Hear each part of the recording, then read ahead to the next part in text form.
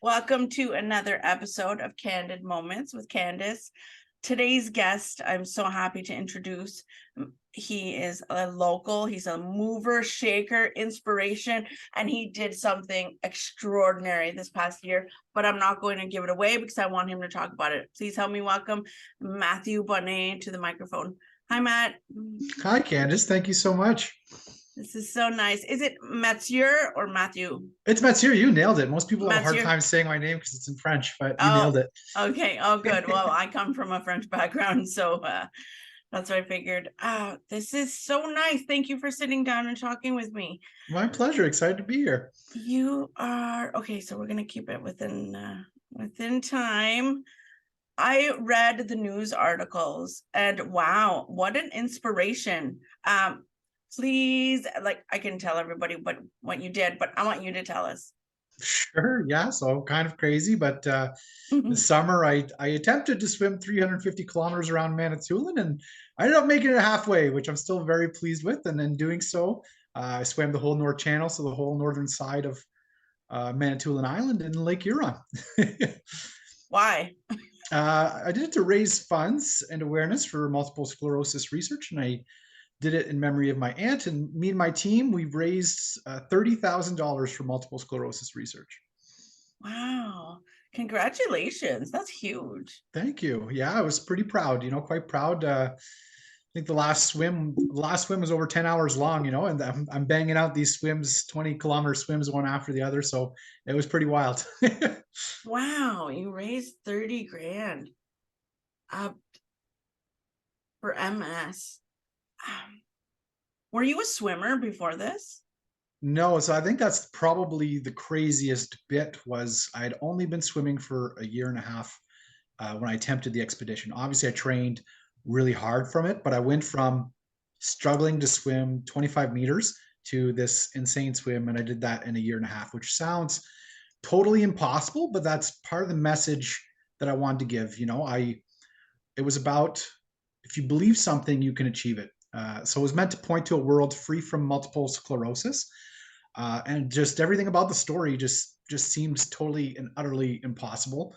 And I remember one of those first swims. I was swimming with my friend Neil, and this is a year and a half ago, or maybe 2 years at this point, but a year and a half before starting the swim. And he said, "Matt, I'll tell you now, but I didn't tell you then. But as you were trying to make it across that pool, I was laughing at you underwater." So I was not a natural swimmer whatsoever, but I did put a lot of time and training, and I had expert coaches, and so many people helped me and guide me along the way. That's beautiful. A friend of mine told me about your expedition last spring. We went on a trip to go see a few of our fellow Toastmasters speak in Southern Ontario, and she told me this great story about you and that she should connect us. And who was that? Who was that? Sandy Emden. Oh yes, yeah. I'm having pizza with her tomorrow, actually. Oh, that's great. Yeah. She did quite the training as well before she went to Iceland for that hike. You two have quite the heroic stories in common. I love that. And you come from Sudbury. Hello, that's why I highlight these exceptional local people doing exceptional things. I love that. That fuels my whole soul. I Thank love you, that Candace. so much. You're welcome. So what's your background? Who are you? It's kind of interesting. I've done all sorts of different things. It's hard. I think people in general just want to say you are this, you are that. But Okay. it's hard to put one word or even several words on me because I think I'm a person who's changed a lot and continue to change. So before swimming, I was a teacher, but then I left teaching to swim, and now I'm not swimming. So if you were to call me a swimmer, it's kind of a I'm not doing that right now. Right now, I'm writing, so I'm trying to publish my first book, and I'm Yes. also speaking. So it's You left the hard to put a teaching. label on me, and I think people in general. So Good for you. So you left the teaching career, you're publishing this book, and there's no try, Matthew, there is only do. That's that vision that you have in your mind, your mission. yeah, for me, it's really attached to a sense of purpose. So I live a very purpose-driven life.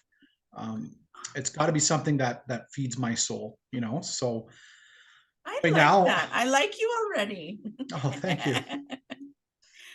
It, we have to live with passion and purpose. I think so. Yeah, And that's what feeds you. yeah, sometimes that can be difficult depending on which part of your journey you're on. Yeah, it is. It's not an easy path. I haven't been walking a traditional path, which is scary, but also I always say it's two sides of the same emotion, fear and excitement. It's like two sides of your hand. It's just your hand. Yeah, I feel like to have excitement, you need a little bit of fear and uncertainty. So because it puts that fire under your bum, right? To just get you exactly. going. I Exactly. like I like that. What motivates you? This is maybe not the answer you are expecting, but I don't expect anything. a big motivator is pain. And it's a big motivator for me is pain. If I'm being truthful and honest, pain, suffering, darkness, and despair, which sounds like a weird thing to just admit. um, but I feel like when you see the darkness, when you're drowning in it, you visualize a world where there's light. When you're drowning in the darkness, you visualize and dream of a world where there is light. And I feel like some of the biggest movers and shakers are some of the people who hurt the most, because you feel empty and you feel despair and you try to do something to fill that void. So I take the example of Terry Fox, for example. What motivates someone to live in a van for months, run a marathon every day on one leg? I don't know Terry, but I can only kind of guess. But I'm going to guess pain. Because he had a cancer which took away his leg. He suffered in the hospital, seeing children die and suffer from cancer. And when you see all of this pain, you you have to ask yourself, maybe it doesn't have to be this way. And I think he knew that with money going towards cancer research, that these kids didn't need to suffer and die. If we put the work in. And he had a vision of a cancer-free world, which most people would call you crazy for having such a vision. But he got on his one leg and ran a marathon every day. He called it the Marathon of Hope because I think he knew the pain of despair, and he knew how important hope was to someone, probably from firsthand experience. And we're not there at a cancer-free world, but the cancer that Terry has, I forget what it's called, but if you were to give that diagnosis today, you would not get your leg amputated, odds are.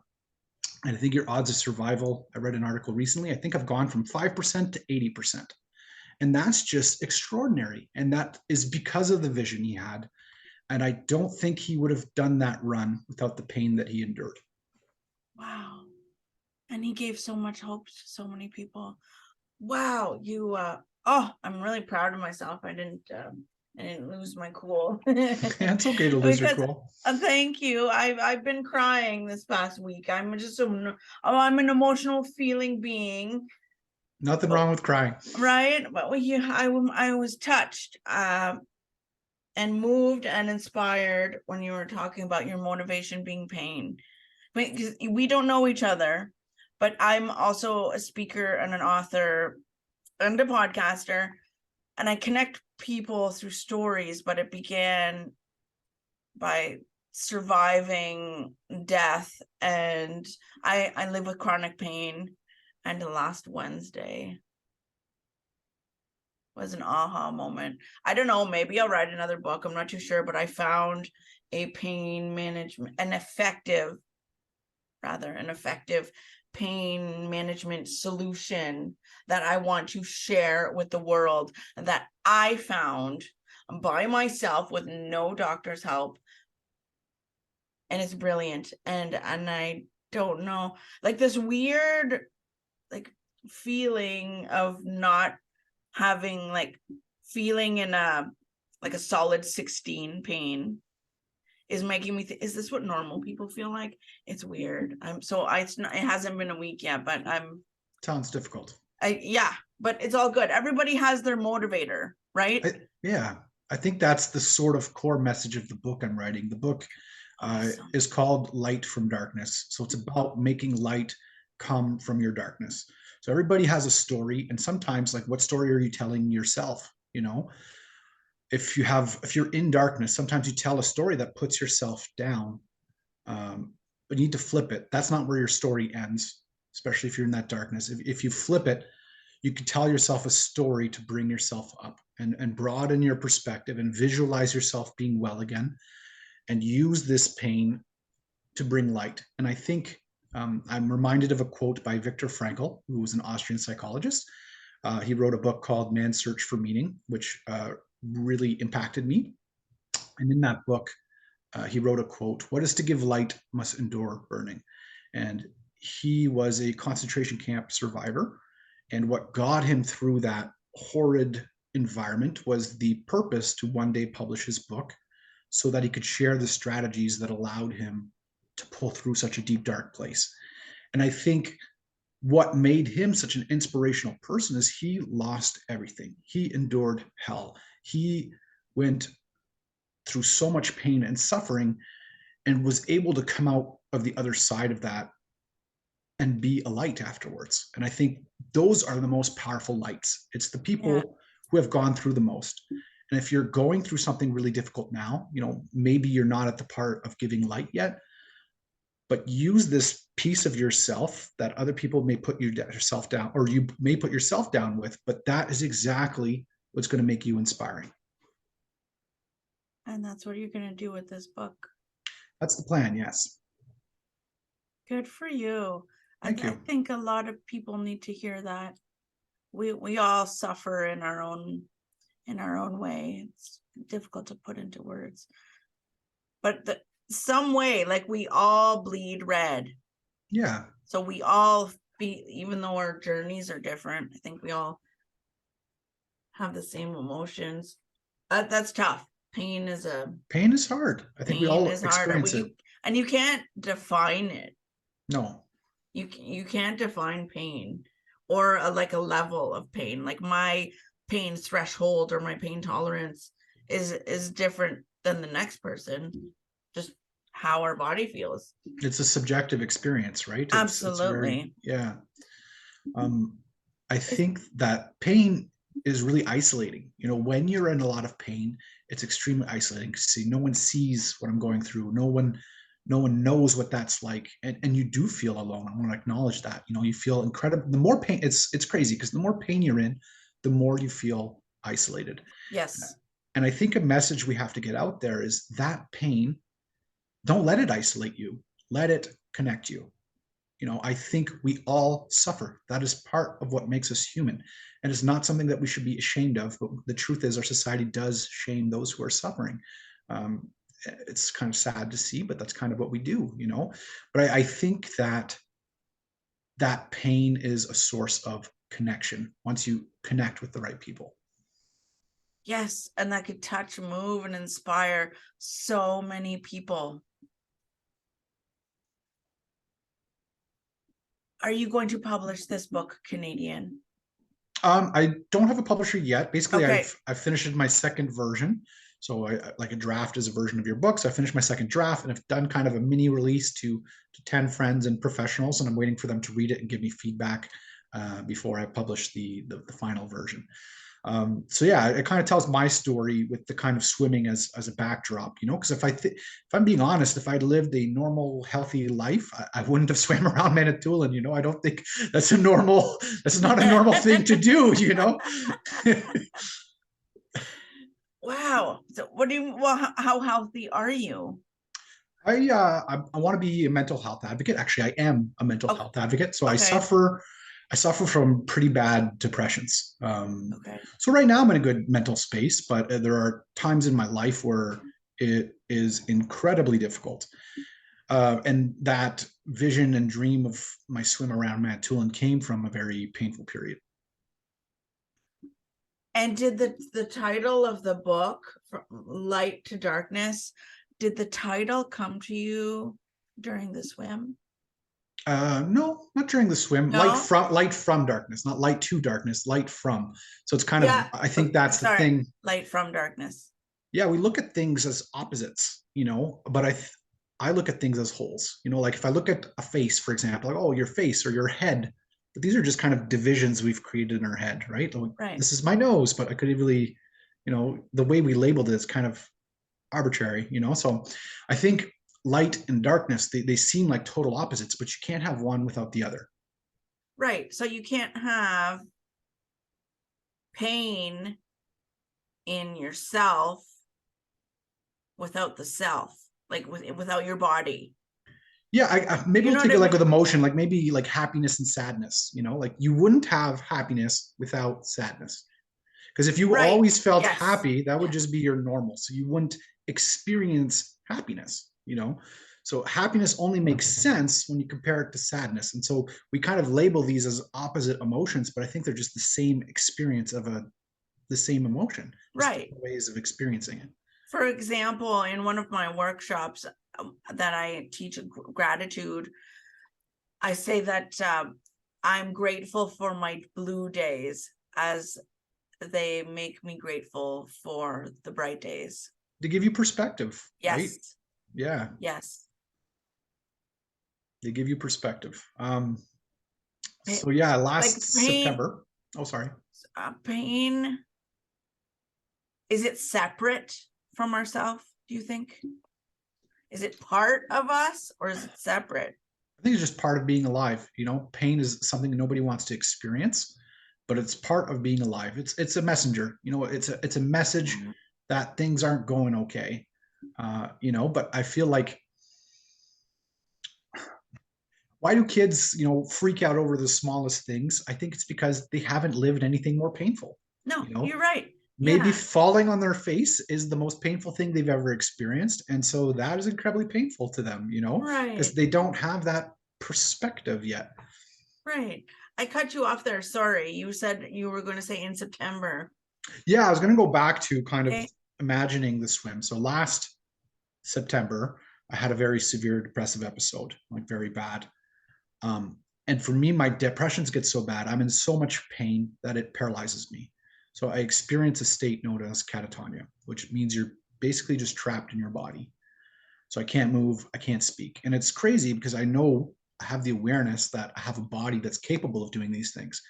Because, a month before that depressive experience, I'd swam across Lake Wanapitei. I'd swam 6 hours across Lake Wanapitei. So I know I have this body capable of doing amazing and incredible things. But when that depression strikes, like it just shuts everything down. And I'm in so much pain that I can't move and I can't speak. And I've kind of observed myself entering and exiting the state, and this time I observed it. And for me, I've come to realize I can't speak for other people because I don't see into other people's minds. But catatonia was a word I never even heard before experiencing it, and nobody opens up or talks about it because I think there's a big sense of shame. Okay. But you're in so much pain that what's a natural thought when you're in pain? It's how can I put an end to this pain? And when you don't see an answer to that, when there's no easy solution to it, I think it's not a healthy thought, but the natural thought is I want my life to end. Because when that's the only way you see the pain ending is if your life ends. Um, and so I think, suicidal thoughts, we don't talk about them often, but I think it's a response to pain, and it's a response to I want this pain to end. And for me, when that starts taking hold of my mind, my body just shuts everything down. I think it's a self-preservation mechanism, because I'm in agony, and then I can't do anything if I can't do anything, so I'm kind of just there, sometimes for days at a time, not able to speak, not able to move.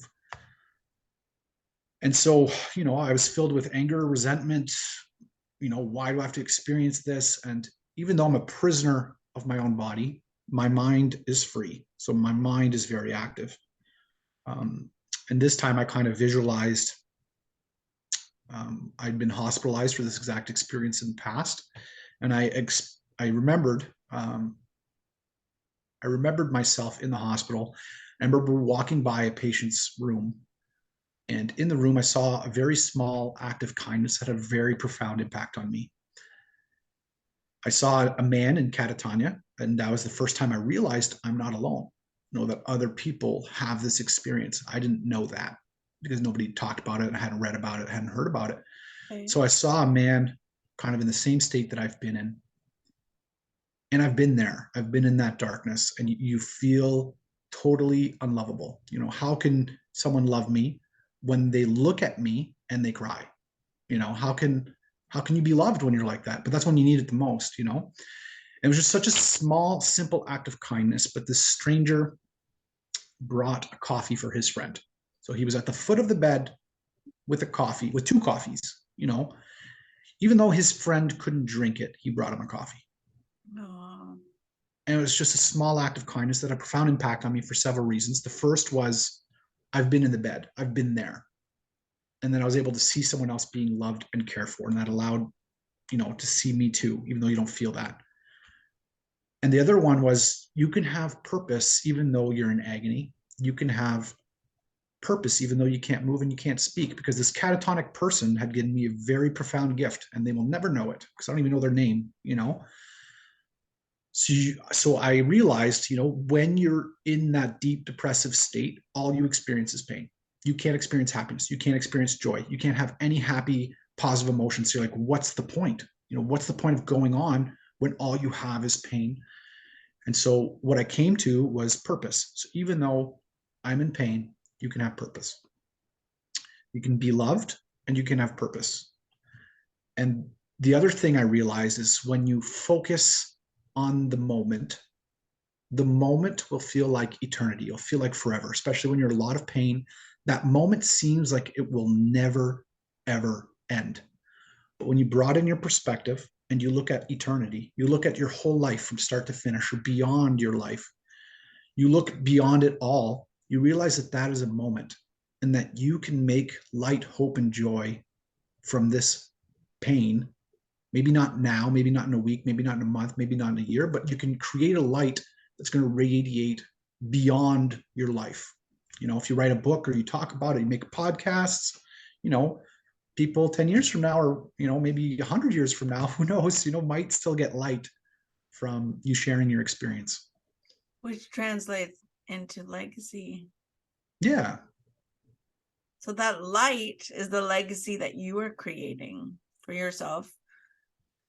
Yeah, I think I just had this awareness that I'm not alone.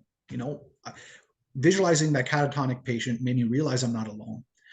And then visualizing that there's other people in the world experiencing this exact state, not just me, not just this man, but who knows how many, made me realize that, I started visualizing things. I visualized myself being well again. I visualized myself swimming around Manitoulin, even though I couldn't move my pinky finger. I couldn't budge. I couldn't do anything. I visualized swimming 350 kilometers, which is a little bit absurd, but I knew that overcoming this would be inspiring, and I didn't use this piece to knock myself down. I said, this is exactly what's going to make me inspiring. And then I visualized myself standing on stage and sharing my story, even though I couldn't speak at that time. I could not open my mouth. And I visualized myself sharing my story of being well again and overcoming that, knowing that in doing that, I would allow others to do the same. And that would just cascade like dominoes. Wow. Did that get you through those difficult catatonic moments? 100%. I had to take the perspective off myself, because I was in so much pain. And I think I gave that pain purpose. I said, one day I'm going to be well again. May not be today, may not be tomorrow, may not be in a week, may not be in a month. One day I will be well again. And then I'm going to help people who are here where I am now. You gave the pain purpose. Yeah. There's another title, From Pain to Purpose. I love that. You are going to help so many people through that. Thank you. I appreciate that. I hope so. That's the goal. Well, in your heart, you feel that, right, Matthew? That the people are suffering and we do these things for a reason. I think so. Yeah. I'm a big believer, in something bigger than us. I call it the great unknown, whatever name you want to give it to. But yeah, whether you call it predestination or purpose, passion and purpose, life. Yeah. Even without being like giving a religious connotation to it, because I keep out religion and politics out of my episodes and I try as hard as I can, but I'll still say things like the universe and my creator, because I and you are made out of the same energy, or the word energy. but that's just a personal thing, I guess. Well, I think you're a perfect example of that as well, Candace. You know, it's light from darkness. I don't know your full story, but I know it Okay. briefly. But that's the reason I was going to swear, but all the dark stuff you've gone through, I've cleaned myself up there. All the dark stuff you've gone through is exactly what makes you inspirational. It's exactly what makes you a light. Thank you. And I try to do that. Well, I do that for other people because I think that's part of my mission or my journey. And when sometimes people will say, well, you know what, Candace, such and such is your purpose. I'll say, wait, I'm going to stop you right there. I love and respect you, but we're going to have to disagree because my purpose was never a conference call. No, nobody can tell you what your purpose is. No, You get to decide that. You get to decide that. It's not just you decide. You have to figure that out. Whether we live 68 years or 104, or we just make it to 13, you have to figure out your life's purpose. That is up to you.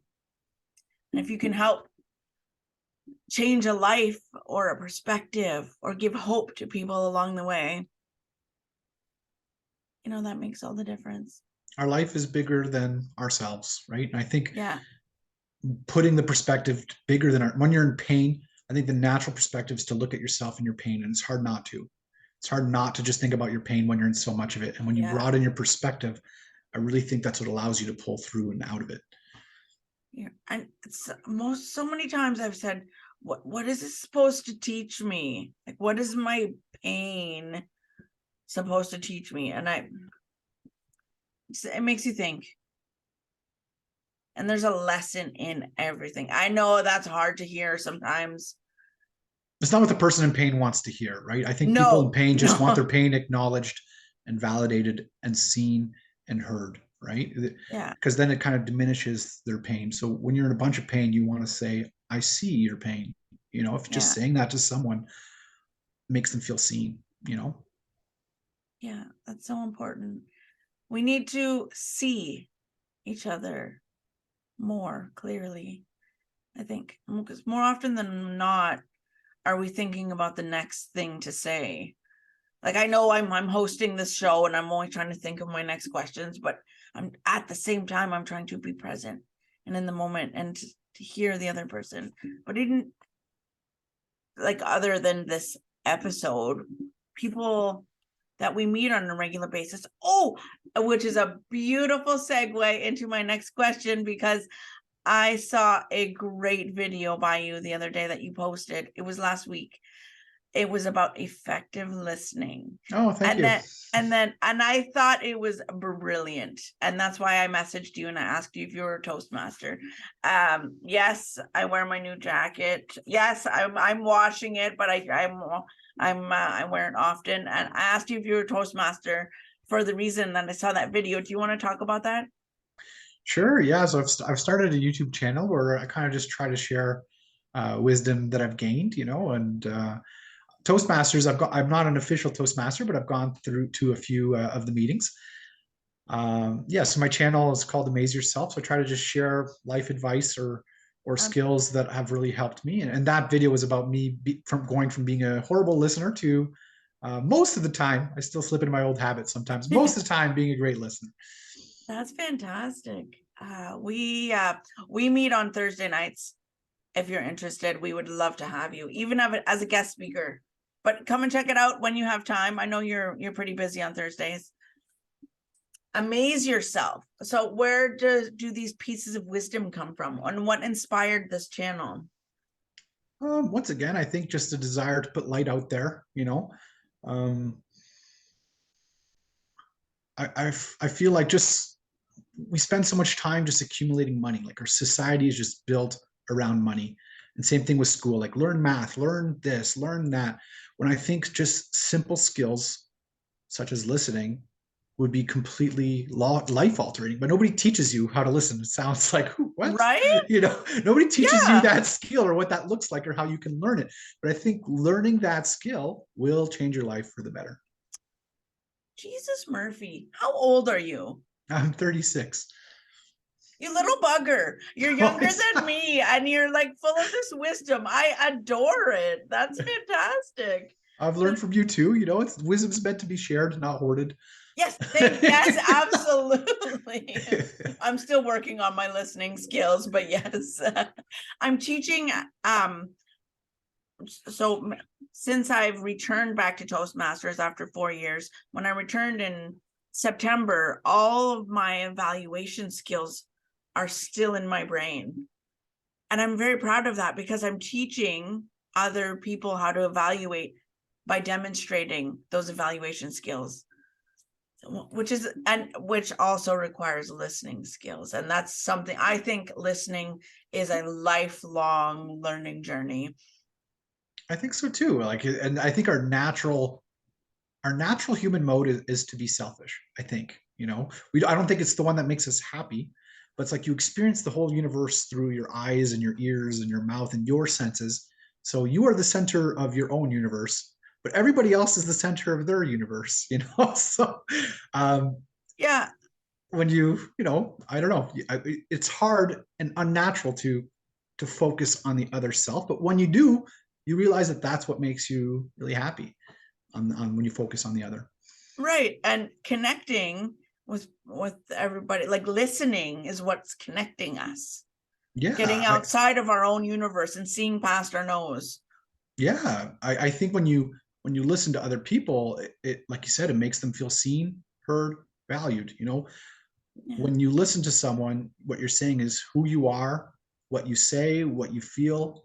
That matters to me because I can't know any of that unless you share that with me. Right.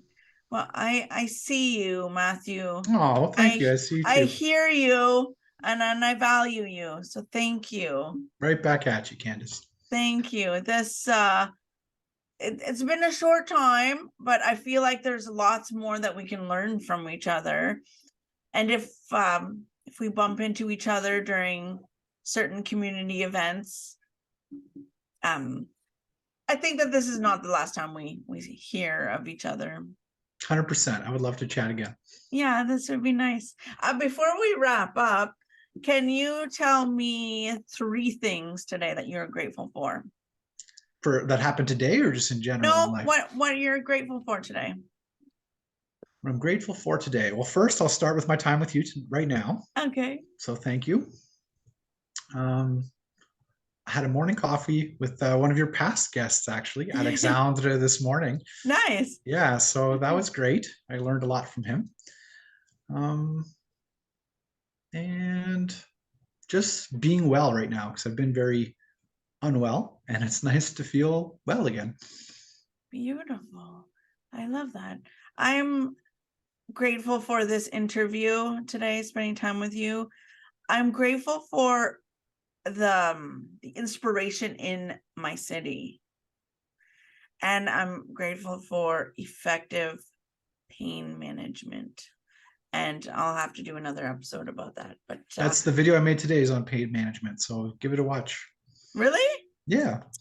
There's a reason why we have connected. I'm going to watch that. Interesting.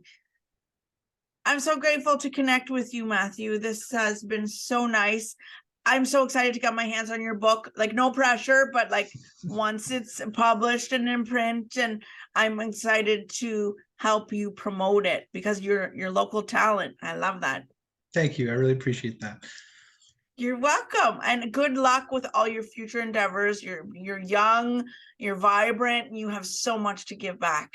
Right back at you, Candace. Thank you. Take care, Matthew.